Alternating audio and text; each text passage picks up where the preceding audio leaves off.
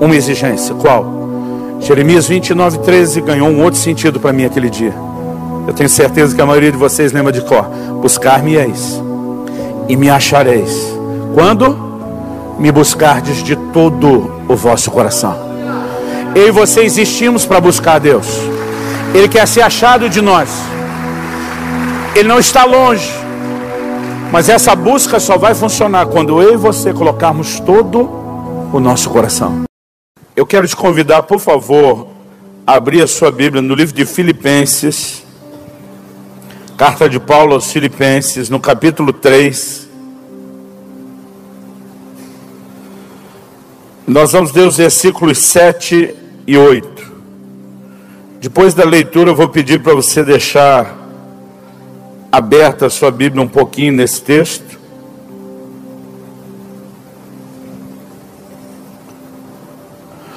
O texto sagrado diz assim: mas o que para mim era lucro, isso considerei perda por causa de Cristo. Sim, deveras considero tudo como perda, por causa da sublimidade do conhecimento de Cristo Jesus, meu Senhor, por amor do qual perdi todas as coisas e as considero como refúgio para ganhar a Cristo. Esse texto é um texto muito conhecido, né? A gente costuma colocar alguns versículos naquela lista dos clássicos a serem citados, decorados, grifados na nossa Bíblia, mas eu acredito que muitas vezes ele não tem sido devidamente compreendido. Eu nasci e cresci num lar cristão, graças a Deus, né? Estava familiarizado com a leitura bíblica desde criança, desde garoto, mas foi somente há 10 anos atrás que esse texto realmente começou a fazer sentido para mim. Durante muito tempo, a minha forma de olhar para ele é que quando Paulo dizia o que para mim antes era lucro, agora se tornou perda, e é evidente que ele está falando de uma mudança de valores, né? Ele está falando de uma reclassificação de coisas que antes tinham um certo valor e agora não tem mais, tinham lá a sua importância e agora não tem mais. Durante muito tempo eu achava que Paulo estava falando da prática do pecado. Até porque, se a gente der esse tom na conversa, isso poderia ser a nossa declaração, a declaração de muitos de nós a respeito disso. O que para mim era lucro, talvez alguns de nós diriam a valorização da bebedice ou do uso de algumas drogas, né? Algum tipo de balada ou qualquer gratificação da carne, e a gente pode fazer uma lista gigante de coisas que antes da conversão a gente dava valor, dava moral, importância para elas, e depois de ter encontrado Cristo a gente entende que aquilo não só era uma quebra dos princípios de Deus, mas trazia dano, prejuízo, então a gente reclassifica e diz o que antes era lucro, agora é perda. E porque essa é a história de muitos de nós, talvez essa seja a inclinação na maneira de lermos esse texto. No entanto, há uma regra básica de interpretação bíblica, que é você deixar a Bíblia explicar a Bíblia. Eu lembro que desde garoto eu ouvia meu pai dizer que texto sem contexto não passa de pretexto. Então, o que é que está por trás da declaração do apóstolo Paulo? O que levou Paulo a dizer o que antes para mim era lucro?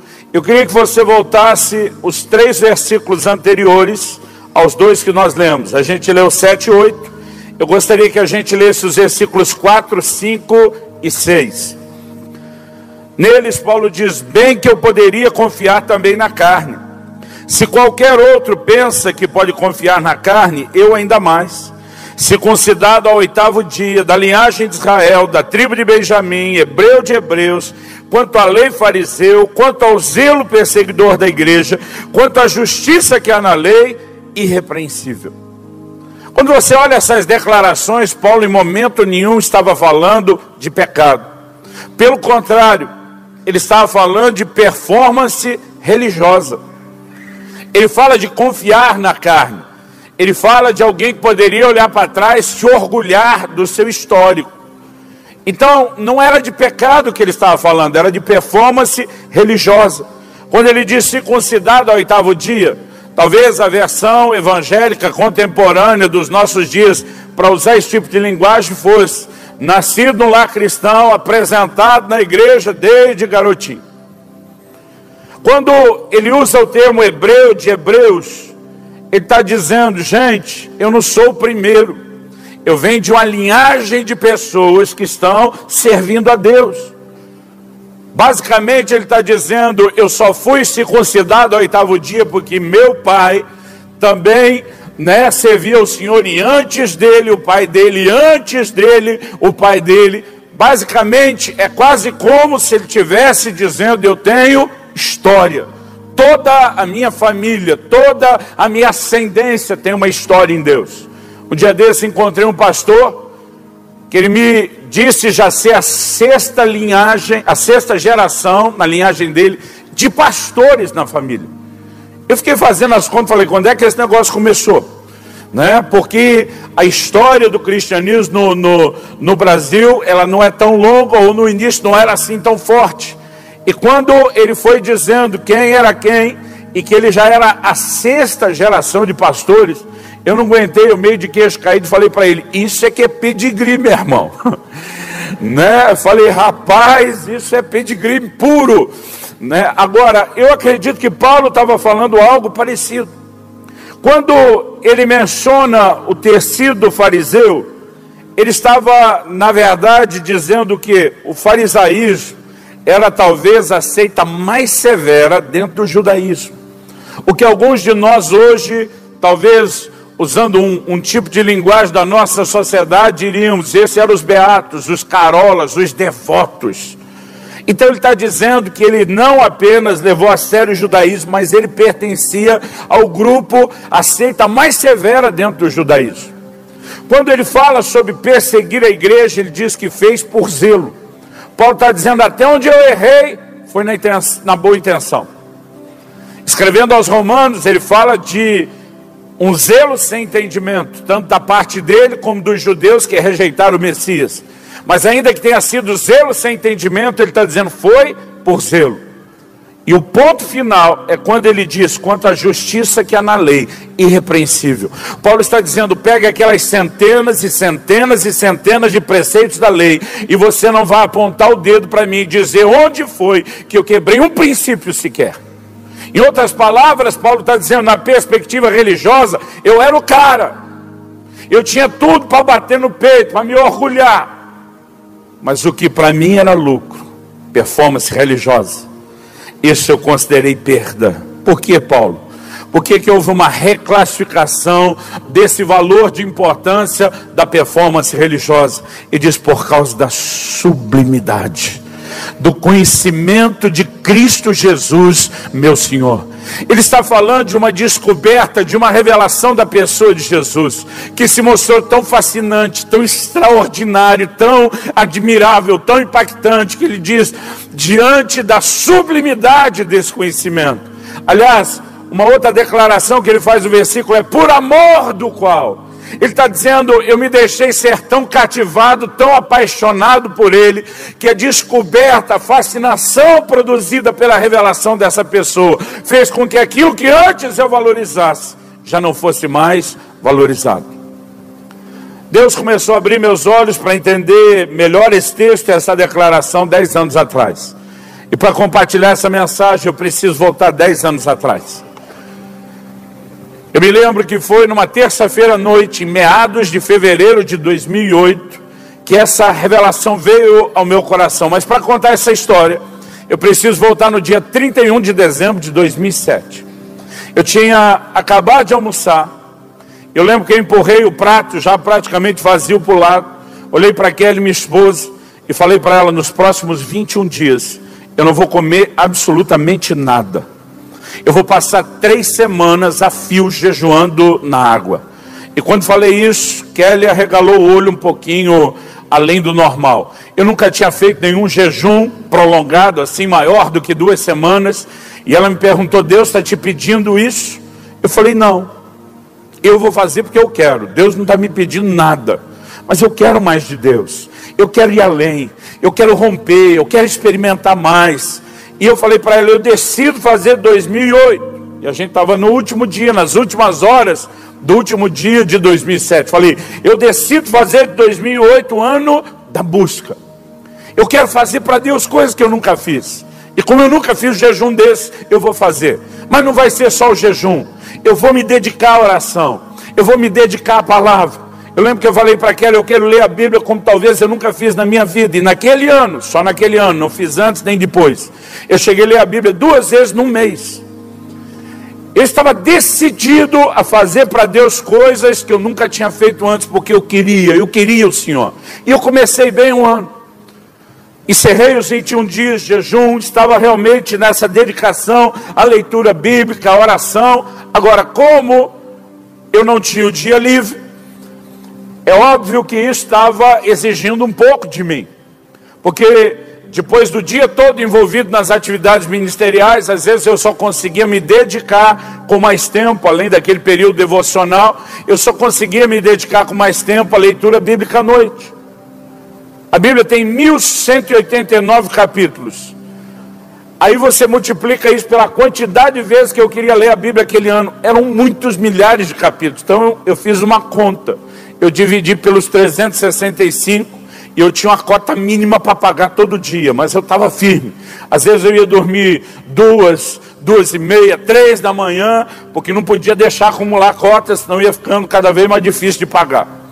Então, eu estava realmente decidido, buscando ao Senhor, e chegou esse bendito dia, de fevereiro de 2008. Era uma terça-feira à noite, eu me lembro, porque era o dia da nossa reunião com a liderança. A gente nem chamava aquilo de culto. Era só um tempo de treinamento, de alinhamento doutrinário, da visão, de encorajamento, né? E a gente normalmente tinha uma oração, aquela palavra específica, e encerrava a reunião. Não tínhamos louvor, não tinha nada que desse aquilo uma cara de culto. Enquanto nós estávamos fazendo aquela oração inicial, de abertura, um irmão passou a mão no violão e deu um sinalzinho para mim com o dedo, tipo assim, só uma, posso cantar só uma? E eu lembro que eu olhei de volta e falei, só uma. Até porque não era o nosso propósito na reunião. Mas quando ele pegou o violão, ele começou a cantar uma canção do Marcos Witt que diz, eu te busco, te anelo, né? Te necessito. E gente, eu não sei explicar até hoje o que é que aconteceu enquanto nós cantávamos aquela canção. Eu brinco que alguém lá no céu decidiu apertar aquele botão que ativa o modo glória da reunião. E de repente, de um momento para outro, aquele ambiente mudou completamente. A glória de Deus nos envolveu. E eu não conseguia entender o que estava acontecendo, porque eu comecei a chorar sem saber por que é que eu estava chorando. Mas eu olhava à minha volta e parece que todo mundo, ou quase todo mundo, começou a chorar ao mesmo tempo.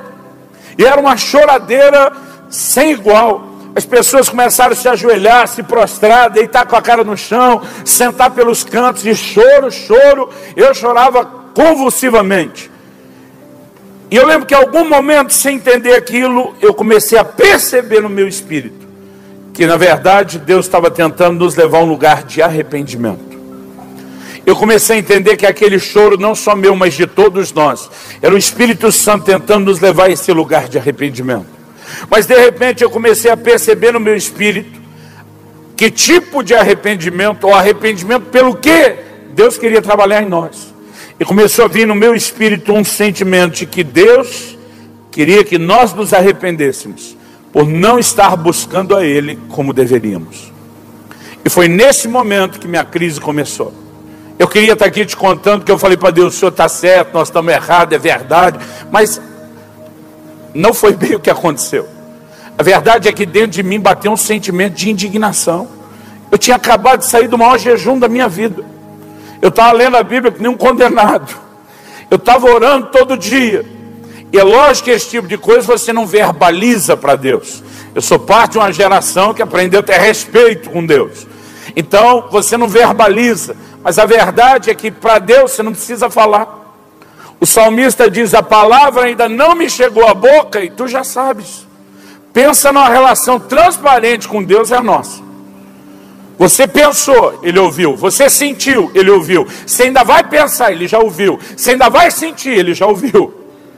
Então quando aquele sentimento brotou, eu mordi meu lábio, eu não quis verbalizar. Mas não tinha como esconder aquilo de Deus. Qual era o sentimento? O sentimento de indignação é como se quase tudo dentro de mim quisesse gritar para Deus e dizer: se isso não está bom para você, quando é que vai estar? Se 3 semanas de jejum, 21 dias de jejum na água não é bom o suficiente, se ler a Bíblia 2 vezes por mês não é bom o suficiente, se orar como eu estou orando não é bom o suficiente, quando é que vai ser bom? E naquele dia eu ouvi uma frase que virou o tema dessa minha mensagem, que virou o tema da nossa publicação mais recente. Eu ouvi a frase: até que nada mais importe. O Espírito Santo falou comigo de uma forma nítida e clara: quando você chegar ao lugar onde nada, absolutamente nada, é tão importante como eu sou para você, quando todas as outras coisas perdem a importância diante da sua fascinação por mim, pela minha pessoa, você chegou onde eu quero que eu chegue. Ele me disse: você nomeou 2008 o ano da busca, mas a verdade é que você não está me desejando mais do que antes. A única coisa que você está fazendo mais do que antes é que você melhorou a sua performance de busca. Então você está quebrando os seus recordes. Você está jejuando mais do que jejuou, está orando mais do que orava, está lendo a Bíblia mais do que lia. Isso não significa que o seu coração esteja me desejando mais do que o que você me desejava. E aquilo foi um choque para mim. Porque de repente meus olhos se abriram, e foi quando eu comecei a entender Filipenses 3. Eu não fui abrir a Bíblia, mas esse texto parece que estava na minha frente. Paulo dizendo que para mim era lucro, e ele está valorizando a performance religiosa. Ele está dizendo que para mim era lucro, a importância que eu dava, essas coisas da qual eu me orgulhava. Ele diz: isso perdeu completamente o sentido quando eu descobri o quê? A fascinação por uma pessoa.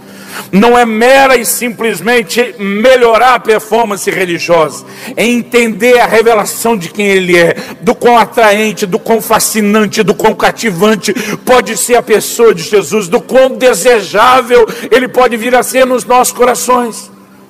E a partir daquele momento parece que a ficha caiu, os textos bíblicos parece que começavam a se conectar. Eu me lembrei de Jesus, citando lá em Marcos 7, versículos 6 e 7, uma palavra de Isaías. Ele olha para os judeus dos seus dias e diz: foi a respeito de vós, hipócritas, que Isaías profetizou. Isaías profetizou cerca de 700 anos antes. Jesus diz: era de vocês que ele estava falando, cambada. Isso não significa que Isaías não falou aos seus contemporâneos. Isso significa que a palavra dele nunca se limitou só à sua geração. Por quê? Porque ela expressa não o comportamento de uma geração, ela expressa o comportamento do ser humano, que se repete geração após geração. E aí Jesus dispara a palavra dada por Isaías: esse povo me honra com os lábios, mas o seu coração está longe de mim. É possível eu e você termos uma alta performance de adoração, e o coração não necessariamente estar inclinado a Ele. E esse era o protesto de Deus. Ele está dizendo: vocês estão me dando uma alta performance de busca, mas o coração não acompanha a performance de vocês. Na verdade é o que ele corrigiu quando fala com o anjo da igreja de Éfeso no Apocalipse. Uma igreja de Éfeso era uma igreja de alta performance. Quer você leia o livro de Atos, a Epístola aos Efésios, ou uma das cartas às igrejas da Ásia, como nós temos aqui, é dirigida ao anjo da igreja de Éfeso o tempo todo, nós vemos que era uma igreja de alta performance. O Senhor começa dizendo: eu conheço tuas obras, teu labor, tua perseverança. Performance. Era uma igreja de resiliência, de suportaste as provas por causa do meu nome e não desfaleceste. A igreja tinha o que eu gosto de chamar de controle de qualidade. E diz: puseste à prova os que dizem apóstolos e não são, e os achaste mentirosos. E ninguém tem esse nível de controle de qualidade se não tiver seriedade. Então o tempo todo nós estamos olhando para o quadro de uma igreja boa, mas ele diz: eu tenho porém contra ti que abandonaste o teu primeiro amor. Ele está dizendo: a performance pode ser alta, mas o nível de interesse e paixão está lá embaixo. E naquele dia, de repente, parece que meus olhos começaram a se abrir. E eu comecei a entender que o que Deus espera de mim e de você é mais do que performance. É interesse pela pessoa dele. Quem está entendendo, diga amém. Naquele dia o Senhor me fez lembrar de uma história que eu classifico e chamo ela de a história do supermercado. Logo no início do meu ministério pastoral, eu sei porque na época eu era recém-casado, e Kelly e eu vamos completar 23 anos de casado. Logo no início do meu ministério pastoral, fui chamado para mediar. A gente brinca que o casal cristão não briga, tem excesso de comunhão. E aí teve dois, tiveram muita comunhão, uma comunhão muito intensa, daquela que saiu faísca para todo lado. E nos chamaram para mediar a situação. E quando eu cheguei na casa, pensa no marido indignado, revoltado, alterado. Eu cheguei, esse camarada foi logo dizendo: pastor, essa mulher é uma louca. Falei: calma. Jó chamou a mulher dele de louca e tinha razão. Vamos ver se você tem razão. Aí ele começou a esbravejar. Ele disse: nós temos cerca de 20 anos de casado. Eu lembro que na época me parecia muito tempo. Nós temos cerca de 20 anos de casado. Pastor, essa mulher sempre quis que eu fosse com ela no supermercado. Aí ele desabafa e diz: eu odeio supermercado. Eu falei: tu não está só, o sindicato é grande. Falei: pois bem, o ponto não é esse. Resolvi agradar essa mulher. Me ofereci para ir com ela no supermercado. E o senhor acredita que quando nós voltamos do supermercado, essa mulher me olha e diz: eu nunca mais quero que você vá comigo no supermercado. E ele estava doido, alterado. Enquanto ele está lá esbravejando, a irmã calma, serena, tranquila, no domínio de si, só com o dedinho da mão levantado. Tipo, depois dele falou eu. A hora que ele terminou, eu falei: sua vez, minha irmã. Ela olhou e calma e friamente disse para o pastor: eu nunca quis que ele fosse comigo no supermercado. Quando ela falou isso, o homem quase endemoniou. Eu estou falando que é uma louca, é estável. Aí ele começou a gritar o nome dos filhos: eu tenho testemunha, vem cá. Eu falei: calma, calma. Eu virei para a irmã, falei: irmã, ainda é sua vez, mas desculpa, já que ele te interrompeu, eu vou interromper também. Até eu estou com dificuldade de acreditar em você.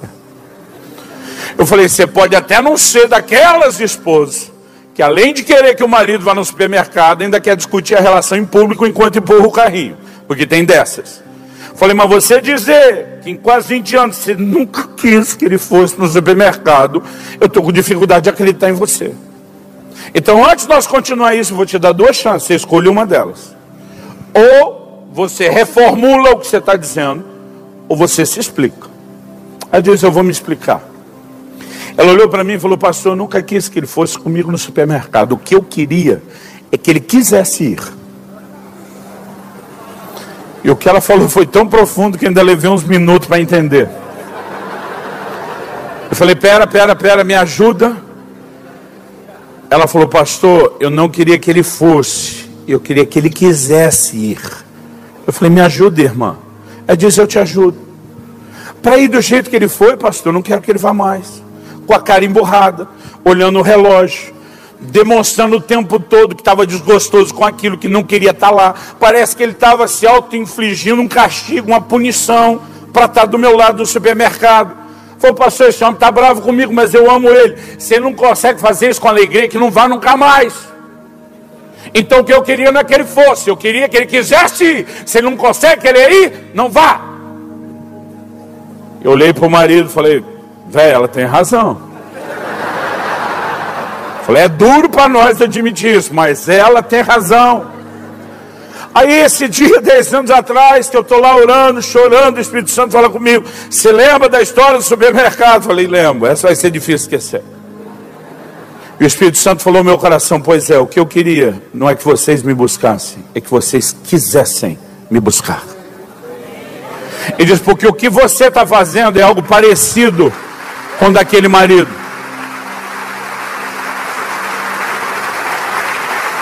Ele diz: você está lendo a Bíblia como nunca leu antes, mas cada madrugada você está olhando para a Bíblia com a mesma cara daquele marido, de alguém que se auto-infligiu um castigo, uma punição, e agora tem que cumprir, tem que pagar o voto. Você está quebrando seus recordes, mas não há alegria, não há prazer no seu coração por aquilo que você está fazendo.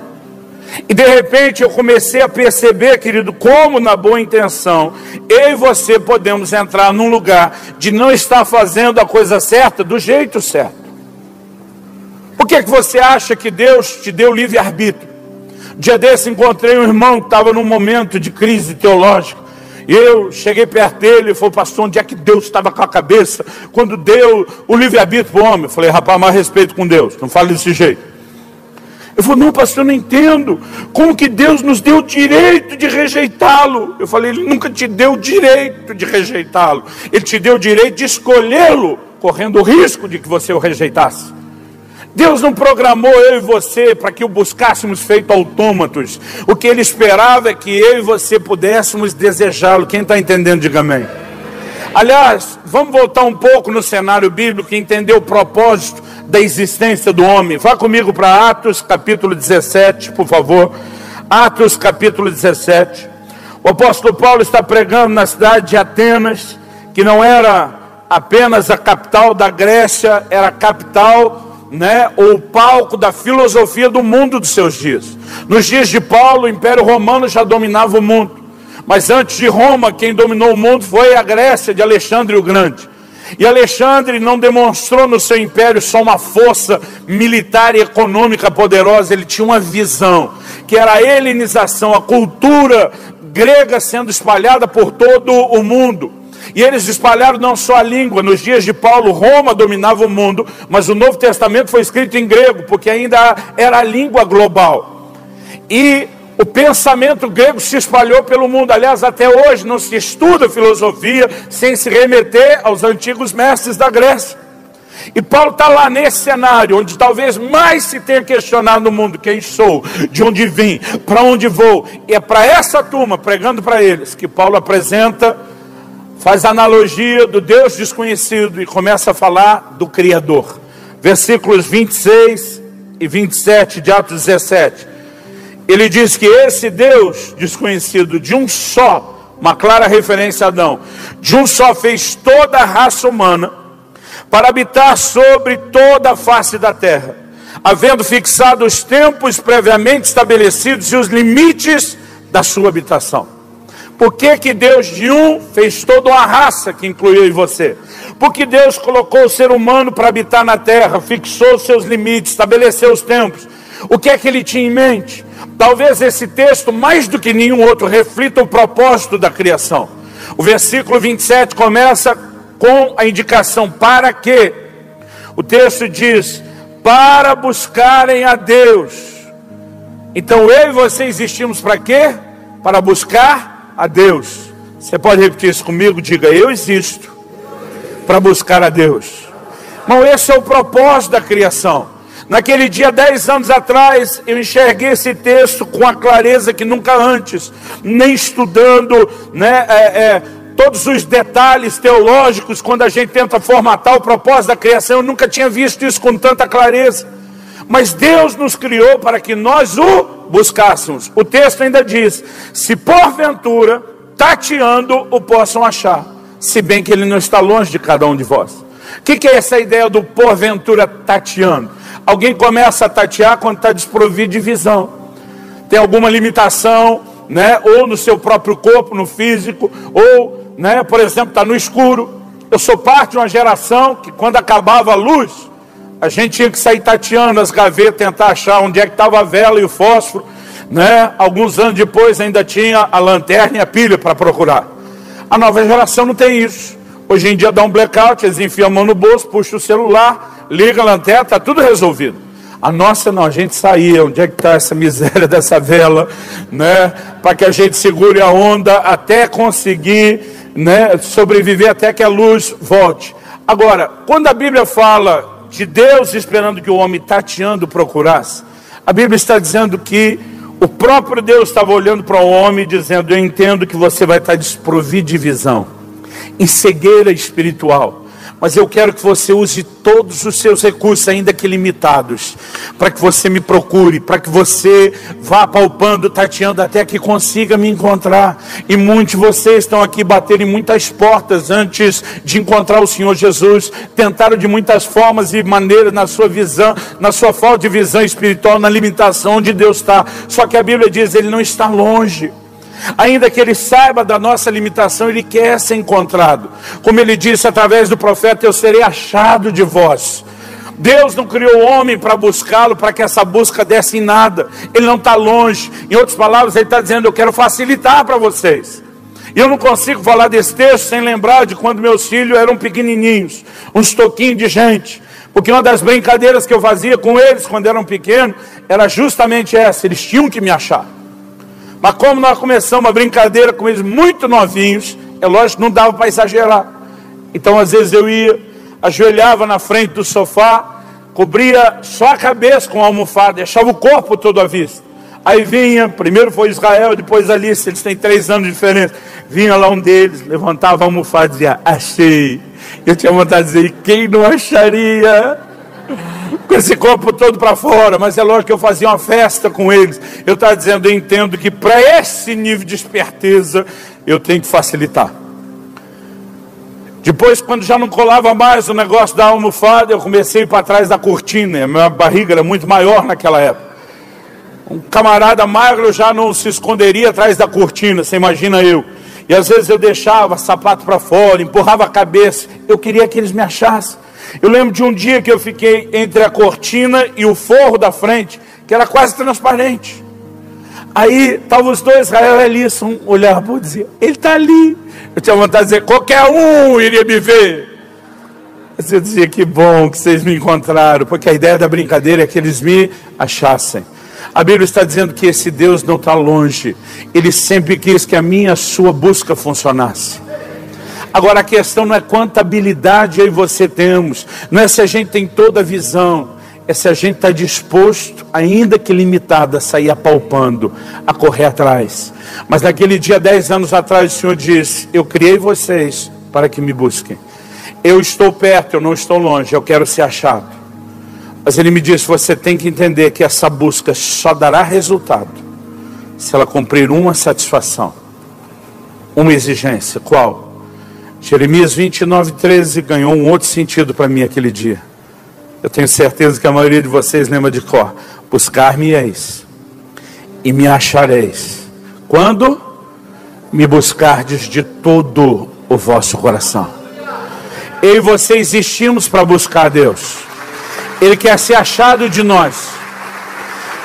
Ele não está longe.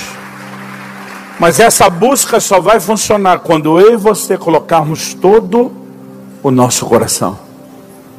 É aí que nós vamos começar a entender por que a religiosidade traz tanto dano na nossa relação com Deus. Por que não adianta apenas ter um culto de lábios sem o coração estar junto? Porque Deus nunca esteve atrás da adoração. Jesus diz: o Pai procura adoradores. Quem Deus está procurando não é adoração, é você. Adoração é um meio através da qual Ele vai poder se conectar com o adorador. Quem Ele sempre quis foi eu e você. Desde que Deus criou e estabeleceu o primeiro casal lá no Jardim do Éden, eu brinco que Ele não respeitou nem a lua de mel do casal. Todo dia Ele estava visitando aqueles dois, dizendo: eu quero ser parte da vida de vocês, eu quero comungar com vocês, eu quero ter relacionamento com vocês. E meus irmãos, nós precisamos entender qual é o desejo do coração de Deus. O Salmo 25:14 diz: a intimidade do Senhor é para aqueles que o temem, aos quais Ele dará a conhecer a sua aliança. Nós precisamos entender que Deus nunca quis a performance religiosa. Ele nunca quis a performance da busca. Assim como Ele não está atrás da adoração, Ele está atrás do adorador. Quero te dizer, quando você vai estudar na Bíblia a questão das ofertas, você vai descobrir que Deus nunca esteve atrás da oferta. Deus está atrás do ofertante. Aliás, quando Ele aceita ou rejeita, nunca é a oferta em si, é sempre o ofertante. Malaquias 1:9: com tais ofertas das vossas mãos, aceitará Ele a vossa pessoa. O que Deus aceita é a pessoa, não é a oferta. Gênesis 4 diz: Deus se agradou de Abel e da sua oferta, ofertante em primeiro lugar, mas não se agradou de Caim e da sua oferta, ofertante em primeiro lugar. Quando nós entendemos isso, talvez fique mais fácil entender a maneira como o diabo trabalha, se opondo ao propósito de Deus. É só você olhar para o episódio de Ananias e Safira em Atos 5.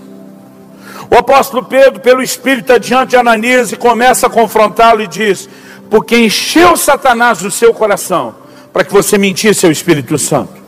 Sabe o que ele está dizendo? Quem começou esse trabalho no seu coração, Ananias, foi o Espírito Santo. Deus queria produzir algo, Deus queria te levar a um lugar, mas você deixou no meio do processo o cão entrar. Você deixou o miserável do Satanás se infiltrar no seu coração para abortar aquilo que o Espírito Santo tinha começado. E alguém disse, você pode descobrir o quanto algo é importante para Deus pelo tanto que o diabo trabalha contra. Família é importante para Deus? Nós não temos dúvida que é. É só você olhar o sistema desse mundo lutando contra a família. Pureza sexual é importante para Deus? Claro que é. É só você ver o quanto o diabo tenta trabalhar na perversão. Agora, por que Satanás está enchendo o coração de Ananias? Para roubar algo que ele sabe que é importante. Agora a pergunta a ser feita é, o que o diabo tentou roubar? Não foi oferta. A Bíblia diz que Ananias reteve uma parte. Tem uma versão que diz uma pequena parte. Eu não sei o tamanho da parte. Mas o diabo não estava roubando a oferta toda. E por que o diabo não impediu Ananias de ofertar? Porque o diabo não roubou a oferta toda. Porque o diabo sabia que Deus nunca esteve atrás da oferta. Então não era a oferta que ele precisava roubar.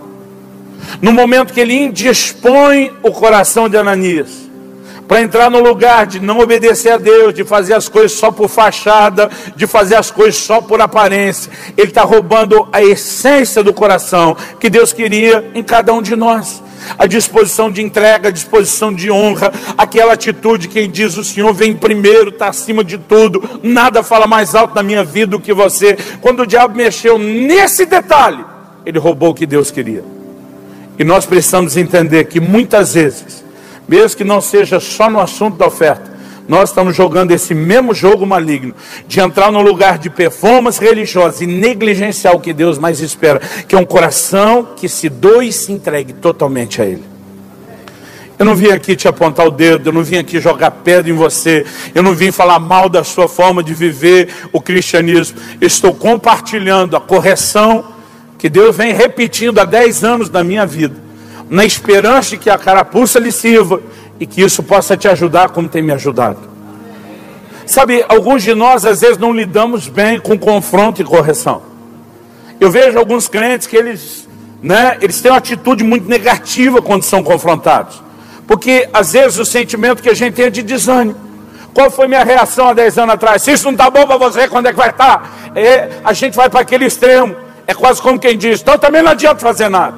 Aliás, falando em não adianta fazer nada, eu quero dizer que sempre tem aquelas pessoas que têm o dom de distorcer o que você fala. Um dia desses um falou, não, Subirá disse que não adianta mais orar, jejuar, ler a Bíblia. E não é isso que eu estou falando. Eu estou dizendo que a performance não pode substituir a paixão e nem o desejo. Agora, se a performance for a consequência, o efeito colateral do desejo, então ela é bem-vinda, ela está no lugar certo na sua vida, e ela deveria estar na minha e na sua vida. O problema não é a performance, o problema é quando ela se torna uma substituição do desejo. Mas vamos voltar aqui nessa ideia e nesse conceito. Alguns têm a dificuldade de lidar com a correção, e a gente tem essa tendência a desanimar. Quando o Senhor fala com o anjo da igreja de Éfeso, ele tem todo um linguajar cuidadoso. Primeiro ele começa dizendo, conheço suas obras, você tem isso, isso e isso a seu favor.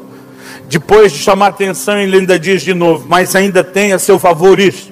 Ele começa e termina com elogio e encorajamento. E nessa correção que é feita com muito amor, ele em primeiro lugar diz, lembra de onde caíste. O apelo dele não é nem para o senso de obrigação. Eu acredito que ele está tentando mexer com o que eu classificaria de um senso de saudade. Se você lembrar o que é que nós já tivemos, provavelmente você vai querer isso de volta. Depois de dizer lembra, ele diz, agora, lembrando o que você teve e comparando com onde você está, arrependa-se. Mas o apelo final é, e volte a prática das primeiras obras. Sabe o que ele está dizendo? Eu não estou dizendo que você é um crente de meia tigela, eu não estou dizendo que nada do que você fez funciona, eu não estou dizendo para você desistir. O Senhor Jesus está falando com o anjo da igreja e diz, lembra que foi melhor do que estava? Lembro. Então arrepende de ter baixado o nível. E o mais importante, volta. O único propósito dessa correção, o Senhor Jesus está dizendo, é que a gente recupere aquilo que nós já tivemos juntos. E é importante que o nosso coração entenda o quanto Deus, de uma forma insistente, manifesta o amor dele, o clamor dele, para que haja um nível de resposta diferenciada no nosso coração. É muito fácil, às vezes, eu e você enveredarmos apenas por um caminho de performance religiosa. Mas o que nós precisamos é manter o nosso coração realmente tocado por um alto desejo, um profundo desejo por ele. John Wesley costumava fazer a seguinte declaração: que não se admita no coração outro desejo ou propósito, cujo objeto supremo não seja ele. Ao longo da história nós olhamos essas pessoas que escreveram história.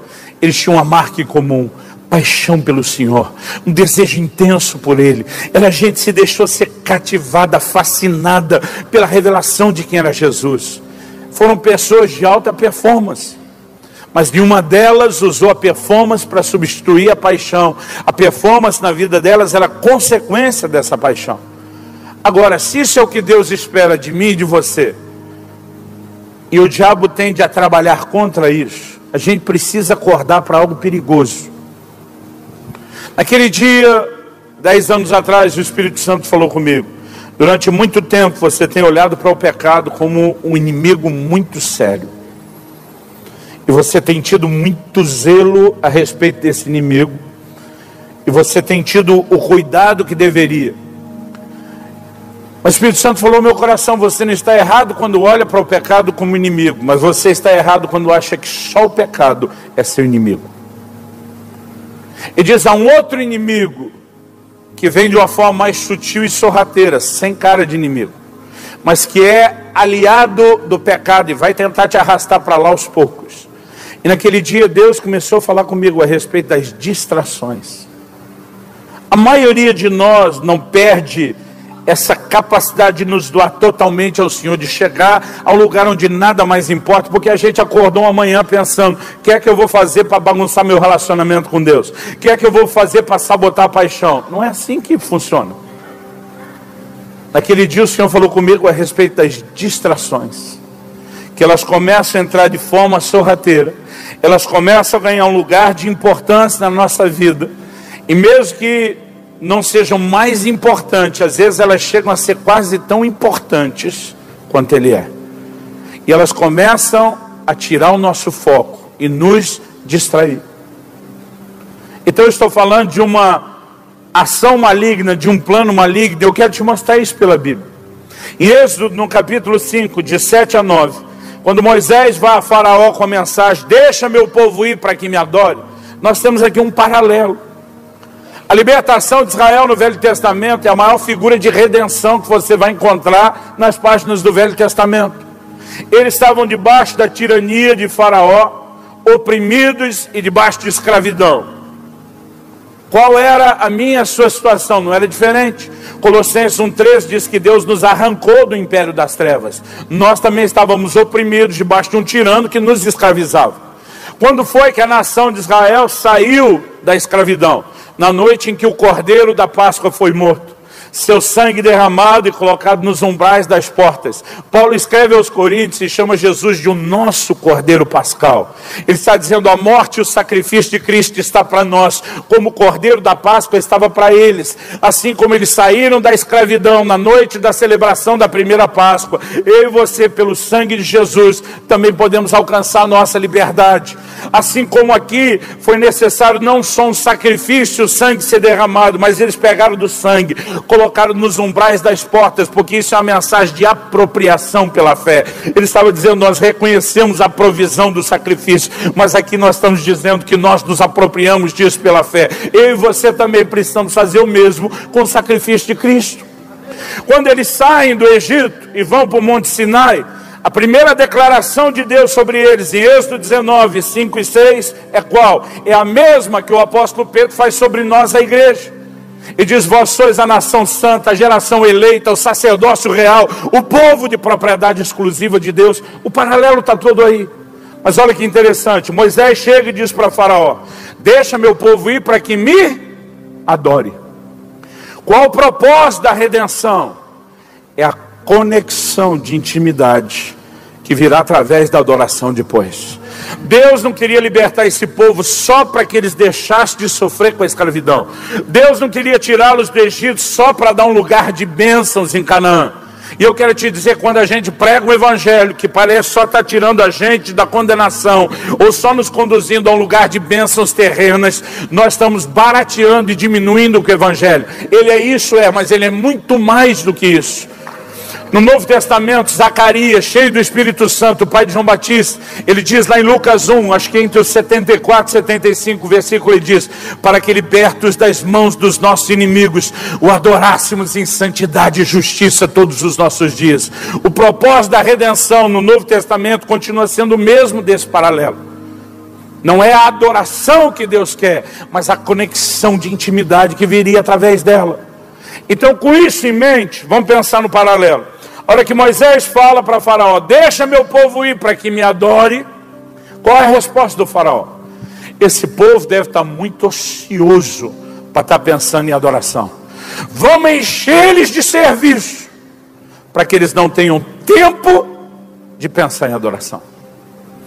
Qual a primeira estratégia de oposição nessa tipologia de Satanás na pessoa de Faraó? Vamos encher essa turma de atividade, para que no meio do corre-corre eles esqueçam, eles não tenham tempo de pensar em adoração. Porque ele sabia que ele não iria conseguir dissuadi-los de buscar o propósito de adorar. Então vamos distraí-los, para que isso no meio do caminho se perca. Agora, se o ditado de time que está ganhando não se mexe é verdadeiro, eu acredito que o diabo deve estar usando isso. Porque se a mesma estratégia se mostrou tão funcional no início, por que é que ele ia mudar de estratégia hoje? Irmãos, nós somos parte de uma geração que mais deveria ter tempo na história da humanidade. Porque cada vez mais a tecnologia, as facilidades do mundo moderno fazem a gente economizar tempo. Eu estava gravando agora no mês de janeiro em Israel alguns dos nossos programas de ensino bíblico. Eu lembro que um dia nós saímos de Jope, da cidade de Jope, e fomos até Cesareia Marítima, na costa do Mediterrâneo. São 60 quilômetros de distância. Entrei com a equipe numa van, em 40 e poucos minutos nós chegamos em Cesareia Marítima. Mas quando você lê Atos capítulo 10, a Bíblia diz que Cornélio morava em Cesareia. Ele manda os servos até Jope, onde Pedro está. Os caras levaram 2 dias para chegar em Jope. Por quê? Porque foram andando 30 quilômetros por dia, cada um dos 2 dias. Aí chegam, dão uma descansada para recompor. E Pedro sai com eles no dia seguinte. Agora mais 2 dias para chegar em Cesareia Marítima. 2 dias andando, irmão, 30 quilômetros por dia. Qual foi a última vez que você fez uma caminhada de 30 quilômetros? Eu nunca. Agora eu imagino que quando eu estava lá em janeiro, imagino Pedro olhando lá do céu e dizendo para Deus: não é justo não. Eu levei 2 dias dando 30 quilômetros por dia a pé, e o Subirá está lá sentado no ar condicionado, sem derramar uma gota de suor, e faz em 40 minutos. Irmão, só naquele trajeto, comparando minha vida com a de Pedro, economizei 2 dias. Até poucos séculos atrás, pouco tempo atrás, a gente tinha gente como John Wesley, que para viajar para pregar o evangelho, irmão, ia no lombo de um cavalo. Você consegue imaginar o tempo que eles gastavam para cobrir o que hoje nós chamamos de curtas distâncias? Eles gastavam muito tempo. Nós somos a geração que vive das facilidades. Eu prego no norte e nordeste do Brasil, no sábado à noite. Domingo de manhã eu estou pregando na minha igreja. Porque a gente tem facilidades que nunca se teve. Então, a gente deveria ser a geração que mais tinha que ter tempo sobrando para Deus. Mas quanto mais a gente economiza o tempo... Irmão, você lê na Bíblia, quando os caras iam preparar a refeição, a coisa não era como hoje. Atos 10 diz que Pedro estava com fome, foram preparar a refeição. Pedro disse: vou orar. Porque eles iam pegar animal, matar animal, esfolar animal, cortar animal, temperar animal, acender o fogo, que não era o fogão a gás rápido. Esse negócio não acontecia desse jeito. No início do meu ministério pastoral, quase 25 anos atrás. Eu sei que já era o fim de uma era, mas eu fui comer em casa de determinadas pessoas que eles iam fazer a massa do macarrão em casa. Você chegava, eles estavam ainda fazendo a massa que ia ser cozinhada. Depois que botava a massa para cozinhar, eles pegavam ali o tomate e iam fazer um molho de tomate na sua frente. Eles não abriam a latinha, um pacotinho. Eu sei que já era o fim de uma era. Até porque a geração dos meus pais já usava o macarrão pré-cozido. A minha já é a geração miojo. E a nova geração não tem paciência de esperar 3 minutos para o miojo ferver. Porque quanto mais facilidade a gente tem, mais tempo sobra, mais coisa a gente arruma para fazer. E um pregador disse anos atrás que uma das coisas boas das redes sociais é que quando eu e você estivermos diante do trono de Deus para prestar conta, aquela conversinha, aquela desculpa, aquela conversa mole de não tinha tempo para orar, não vai colar. Deus vai puxar a ficha e dizer: crente, tu tinha horas todos os dias para aquela miséria daquela rede social e não tinha tempo para orar. A verdade é que o tempo todo surgirão distrações. E sabe o que é pior? A gente não vê como inimigo, porque muitas delas são coisas boas. Muitas dessas distrações são coisas lícitas. Eu diria mais, algumas delas têm cara de bênção de Deus. Algumas delas a gente classificaria resposta de oração, cumprimento de promessa até. Em Lucas, no capítulo 14, dos versículos 15 a 20, nós temos um episódio interessante. Jesus está comendo com um grupo de pessoas e alguém diz: bem-aventurado aquele que comer no reino de Deus. Jesus aproveita o contexto da comida, do comentário, e fala de alguém que preparou um banquete. Um banquete na Bíblia é diferente de uma refeição qualquer. Ele não fala de comer só para renovar as forças. Fala de tempo junto, fala de comunhão, fala de intimidade, fala de festa, fala de celebração. Isso é o que Deus tem esperado de nós desde o início. Ele diz: enquanto o banquete estava sendo preparado, ele mandou convidar as pessoas. E esse convidar não era só dizendo eu quero você lá, mas era também uma notificação de preparação. Por quê? Não adiantava deixar essa turma na casa esperando enquanto o banquete está sendo preparado. Era o tipo de preparação de comida que era demorado. Então, normalmente se dizia: olha, no final da tarde, no fim do dia, depois do seu trabalho, nós vamos nos reunir, nós vamos ter um banquete. Então você não só está convidado, mas está notificado para que se programe. Quando o banquete estava finalmente pronto, ele manda chamar os convidados. E diz: gente, chegou a hora. Aquilo que eu queria, aquilo que eu mostrei para vocês que eu queria, aquilo que eu pedi que vocês se programassem para estar comigo, chegou o momento. Jesus fala de 3 desculpas que são dadas. O primeiro diz: comprei um campo e não posso ir. Mas se você for analisar a desculpa em si, a coisa não é ruim. Aquisição de uma propriedade. Qual crente hoje que chegaria reclamando: ô pastor, ora por mim, coisa terrível, comprei uma casa própria? O camarada vai dizer: bênção de Deus, cumprimento de promessa, resposta de oração. O outro diz: comprei 5 juntas de bois, preciso examiná-las. Hoje a gente não vive mais o contexto de produção agrícola. Antigamente, mesmo não sendo fazendeiro, todo mundo tinha que ter a sua chacrinha, porque tirava o sustento da terra. Ter 5 juntas de bois, 10 bois, para ajudar a colher, irmão, isso é um aumento da produtividade muito significativo. E o aumento da produtividade significa o aumento dos ganhos. Nunca vi alguém reclamar: esse mês vendi 3 vezes mais, coisa chata. Aumentou a produtividade, vai aumentar os ganhos, ainda mais se for o crente. Ele vai dizer: bênção de Deus, cumprimento de promessa, resposta de oração. E se for uma versão mais pentecostal, ainda vai dizer: para glorificar de pé, igreja. Quem que vai reclamar disso? A terceira desculpa: se não dá para falar mal das 2 primeiras, muito menos a terceira. Porque essa é a ideia de Deus, plano de Deus. Ele diz: casei-me, portanto não posso ir. O casamento não é algo ruim. Ruim é a escolha que alguns fazem de com quem casar. Mas o casamento não é ruim. É plano e ideia de Deus. Então não dá para falar mal disso. Mas a verdade é que em 1 Coríntios 7, Paulo diz que até o casamento pode distrair alguém de se consagrar desimpedidamente ao Senhor. Porque as distrações, elas normalmente não são coisas erradas. Elas são coisas boas que concorrem com aquilo que é mais importante. E não deveria estar debaixo de concorrência.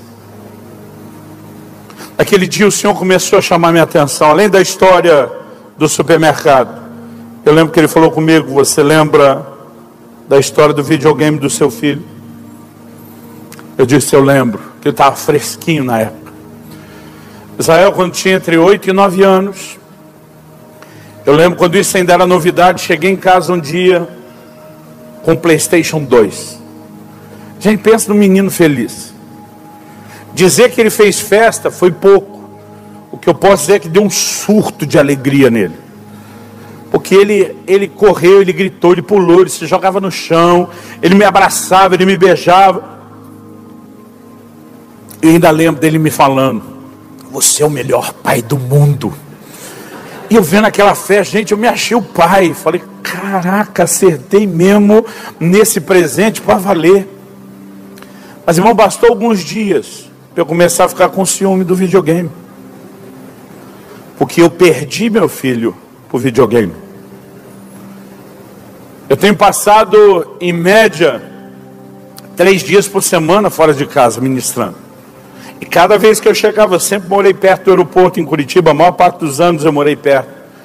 Então, a gente brinca que na hora do rush deve dar uns 15 minutos. Então, assim, quando dizia aterrissei, estou indo para casa, ele já se preparava. E quando eu abria a porta da sala, estava lá o Israel e a Alissa esperando para fazer a festa. Normalmente, quando a Kelly me buscava, eles não iam junto. Mas quando eu passava aquela porta, os dois vinham, pulavam em cima de mim.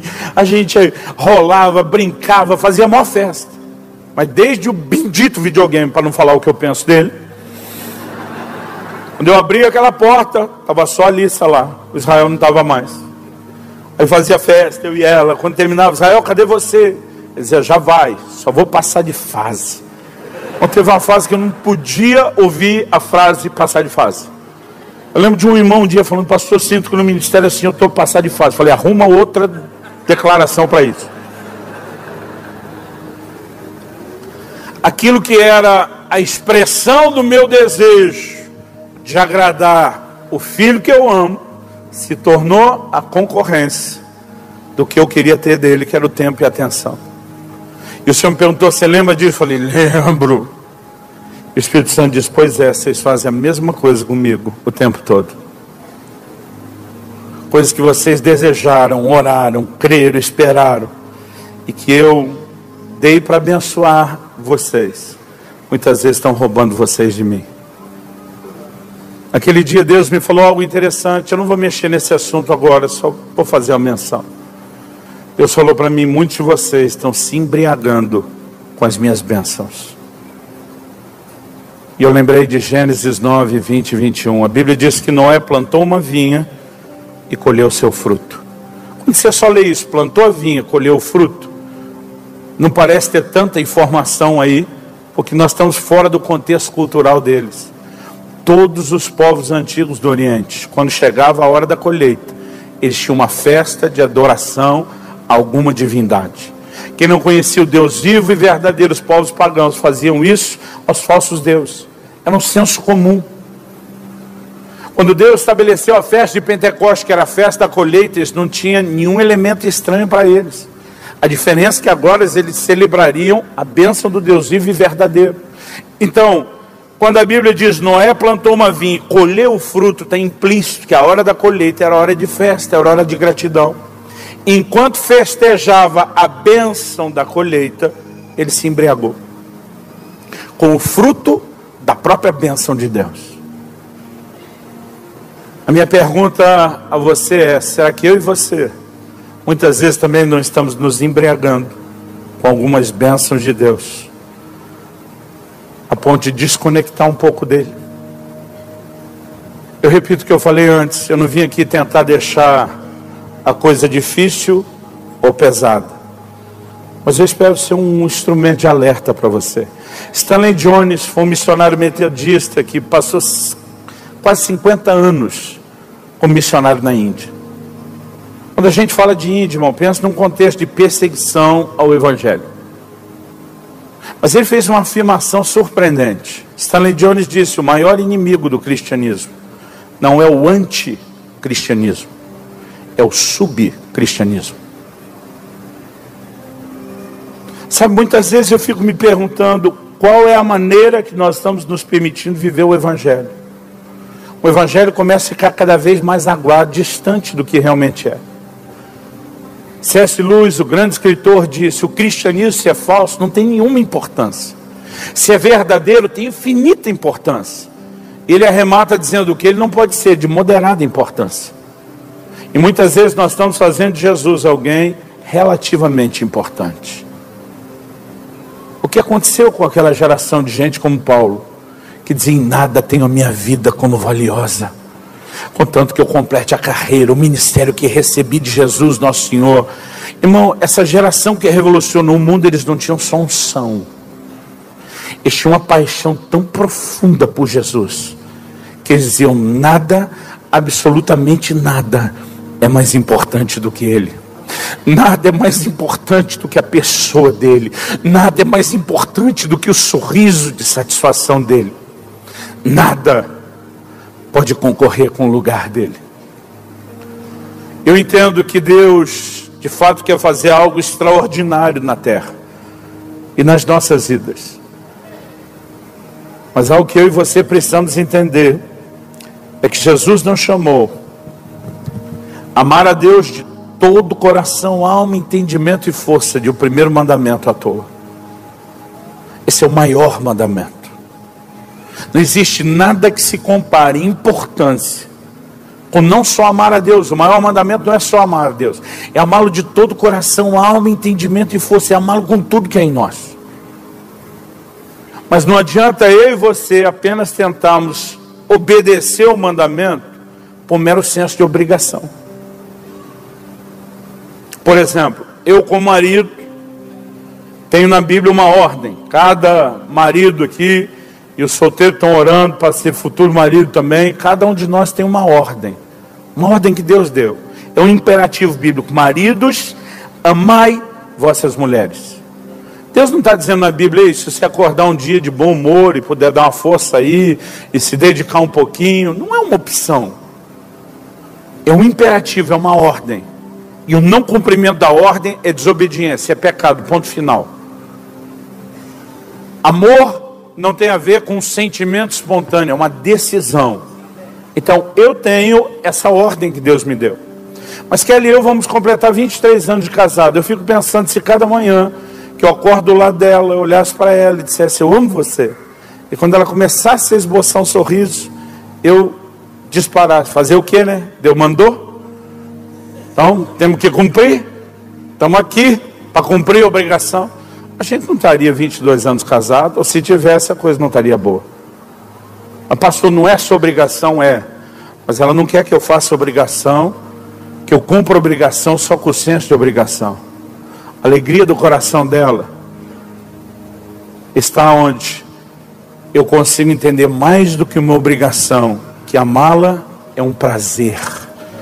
E esse é o lugar que Deus quer que eu e você cheguemos. Quando Jesus fala com o anjo da igreja de Éfeso, ele não está dizendo: ô, cabeção, você não sabe que tem que me amar, não?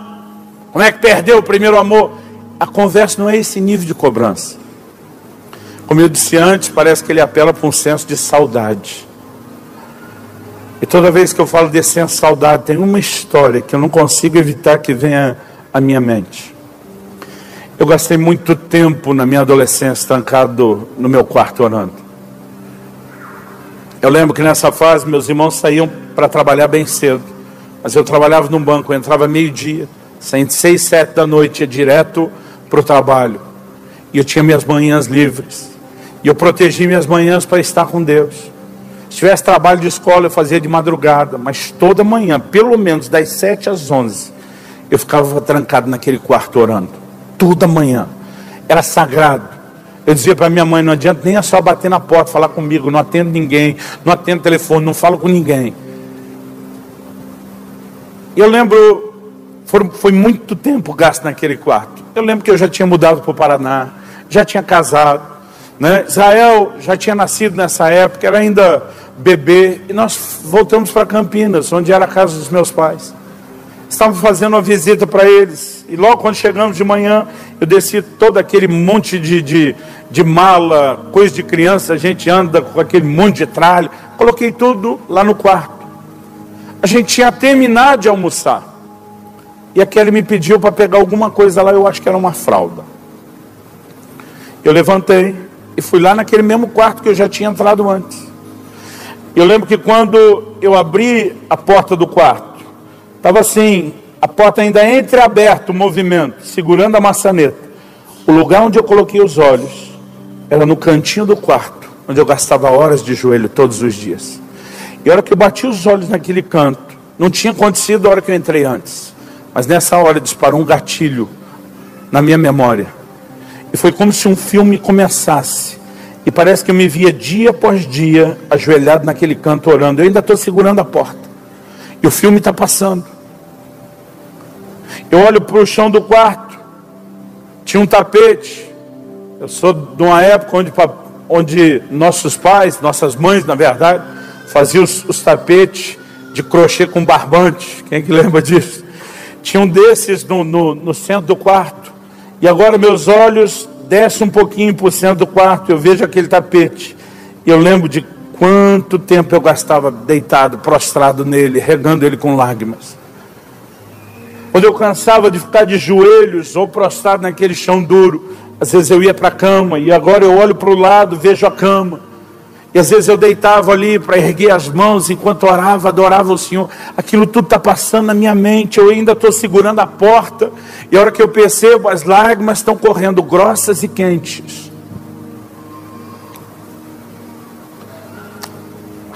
A lembrança disso ainda mexe comigo.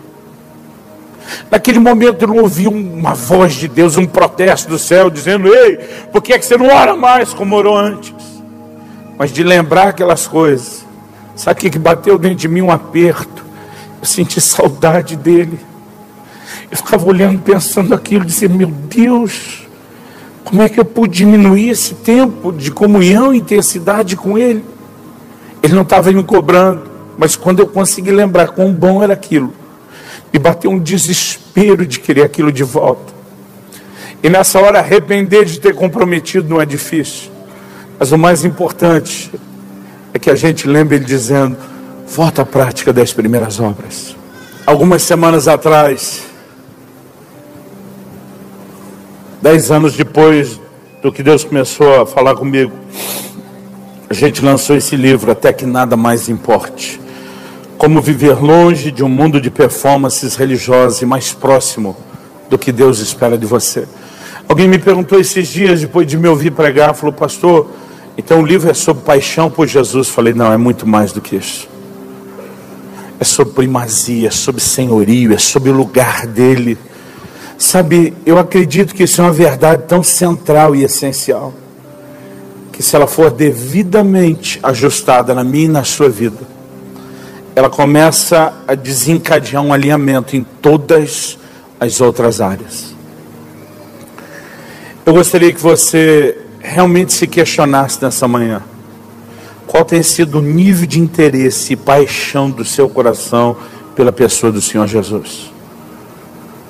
Será que você, como eu, como a maioria de nós, ao longo do caminho tem se distraído com algumas coisas?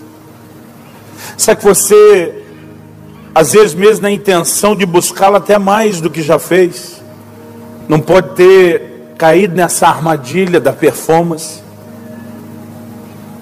Porque parece que nós estamos entre extremos. Hoje a gente não está buscando, ou na hora de buscar a gente confunde interesse com performance. Eu repito, eu não estou falando contra a performance, mas ela nunca pode substituir a sua paixão. Eu gostaria que, enquanto a gente orasse, nesses próximos minutos, você pudesse de fato dizer: Espírito Santo, fala comigo. A Bíblia nos ensina a importância de um autoexame. Paulo diz: examine-se o homem a si mesmo. Mas a mesma Bíblia que fala do autoexame, ela também fala do que eu gosto de chamar de o exame do alto. É quando no Salmo 139, o salmista diz: sonda-me, ó Deus, e conhece o meu coração. É quando eu e você decidimos não apenas nos examinar sozinhos, mas a gente diz: Espírito Santo, ajuda a enxergar o meu coração. Se eu tentasse me examinar sozinho 10 anos atrás, eu ia achar que eu estava arrebentando. Mas é o Espírito Santo que pode trazer luz. Agora preste atenção. Eu sei que esse tipo de mensagem é um confronto, mas eu espero que você não saia daqui desanimado, dizendo: nada que eu fiz adiantou. Espero que você saia daqui celebrando um Deus que te ama tanto, a ponto de dizer: eu vou lutar para ter o melhor de você.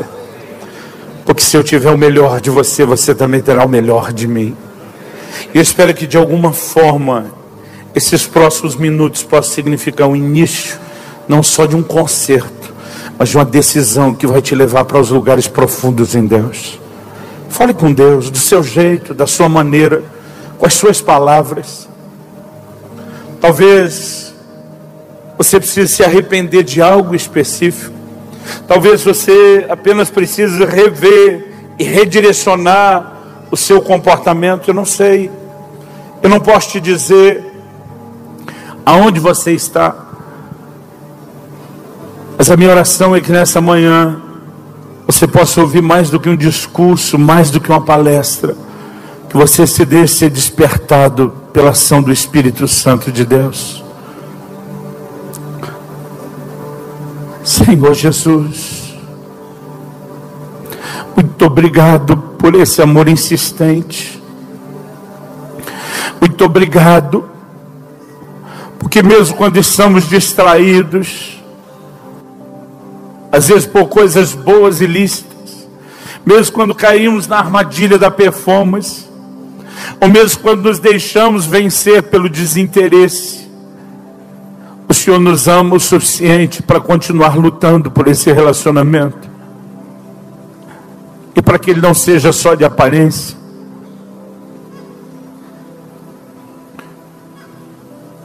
Desperta no Senhor. Cumpre nessa manhã o teu propósito.